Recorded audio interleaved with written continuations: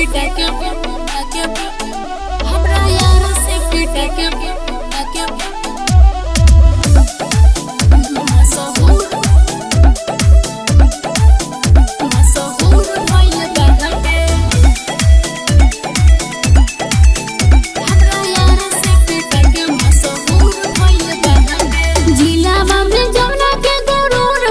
बाटे जिलावा में जौना के गुरूर भइल बाटे हमरा यार से पिटा के मशहूर भइल बाटे यार से पिटा के मशहूर भइल बाटे आज रंग बाज के हुजूर भइल बाटे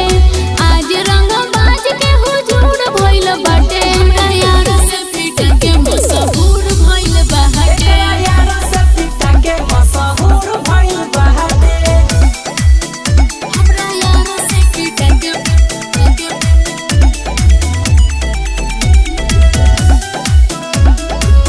हमरा यार से पिटा के मशहूर भइल बाटे सलाम करेला और नाम करेला ओकर नमवे पसारा अपन काम करेला हरे रंगदार हो सलाम करेला और नाम करेला ओकर नाम धके सारा उ काम करेला बनतावे बड़ा का ससुर भइल बाटे बनतावे बड़ा का ससुर भइल बाटे हमरा यार से पिटा के मशहूर भइल बाटे यार से पिटा के मशहूर भइल बाटे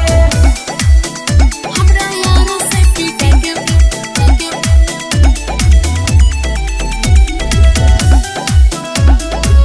हमरा यार से पिटा के मशहूर भइल बाटे ओके आप कहेला अपन बाप कहेला हम पड़े सोझा तो डोरे कापे काप रहेला अरे पूरा शहर कापेला ओके आप कहेला अपन बाप कहेला ओकरा अखिया के सोझा कापे काप रहेला